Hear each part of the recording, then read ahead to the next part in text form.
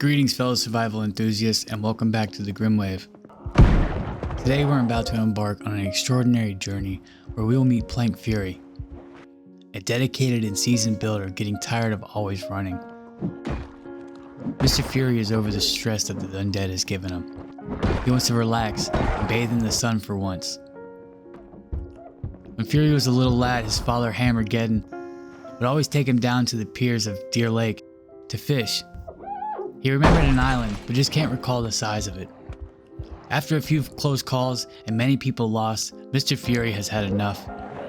With nothing but his bag on his back and his recently deceased father's walking cane, Plank Fury is going to make that trek in the overran, decaying voyage to Deer Island. So the question looms, will Mr. Plank overcome these grim challenges? Building a bridge over the dark and gloomy waters of Deer Lake and reaching the sanctuary before the relentless horde catches up? Well, your speculation is as good as mine at this point. So grab a seat, crack open your favorite beverage, and immerse yourself in the unfolding drama of Plank Fury and his story to build a waterfront home on Deer Island.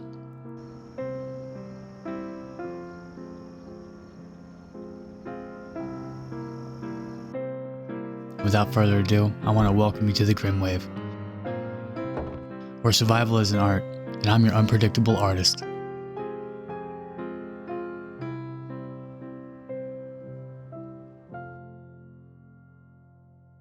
Meet Plank Fury, an undead survivor who's beginning his journey in Rosewood. Survival story in a world gone to hell, right? Save me the dramatics, Grim. I've heard this song before, and trust me, it ain't no ballad. So what's next on the agenda? A heartfelt monologue? Or are you going to send me a postcard? Plank? Are you talking to me? Now who else would I be talking to, Grim? Now cut to the chase, will ya? Before I start getting all sentimental about the good old days. Well, Plank, in this story, you're going to build a waterfront home on DeerHead Lake. A home that your father Hammergeddon would be proud of. Well, I'll be damned, Grim. You're finally starting to pay attention. A waterfront home on an island, you say? Sounds like something straight out of Hammergeddon's Tall Tales. But hey, if there's one thing I've learned from the old man, it's to never let a good dream go to waste. Lead the way, Grim. Let's see if we can turn this undead nightmare into a little slice of paradise. Just don't go getting all sentimental on me. We've got lots of work to do. The first step in this tale is that we must secure a vehicle. Any ideas? The great vehicle hunt begins. Well, Grim, if we're lucky, we might stumble upon a ride that's not yet been claimed. Walking the streets seem to be our only options.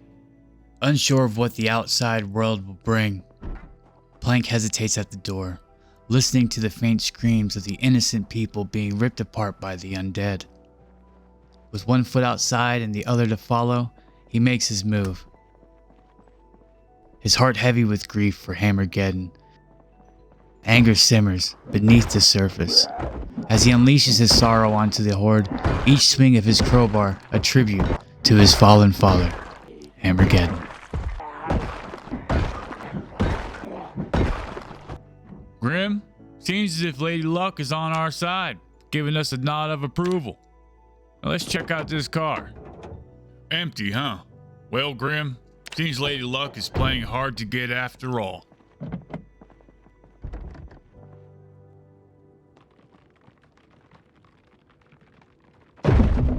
Well, slap my neck and call me surprised. Key's just sitting here on the shelf waiting on us. I knew Lady Luck couldn't resist me.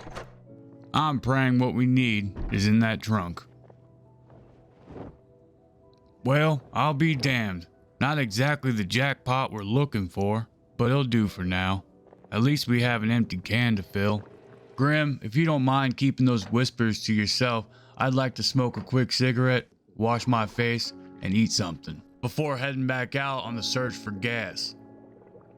Plank, feeling slightly rejuvenated after a brief break, grabs his can and walks with confidence towards Rosewood Elementary School. All right, Grim. Time to see if fortune's finally decided to smile upon us. There's just no way in tarnation that the parking lot won't have what we're looking for.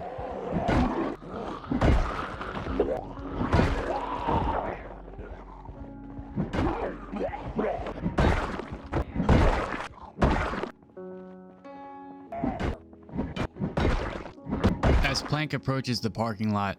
He notices 2 cars, each guarded by a small horde. Well, Grim, looks like our luck is taking a turn for the worst. 2 cars and both of them surrounded by an undead welcoming party. Just my luck. But when life gives you a horde of the undead, you grab your crowbar and just start swinging. Be sure to write that one down, Grim. 'Cause it's time to shear these sheep for our ticket out of this mess.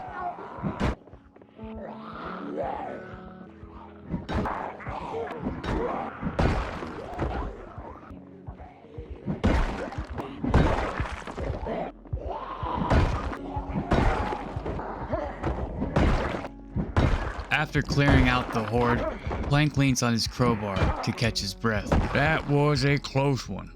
Remind me later to thank Hammergeddon for all those weeks that he had me chopping wood behind the barn. But enough reminiscing, we got gas to steal.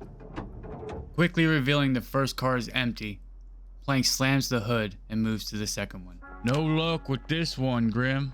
Let's hope the next ride has something more promising. Plank approaches the second car, hoping it holds what they need for their escape. You gotta be kidding me. Ain't no goddamn gas in this town, Grim.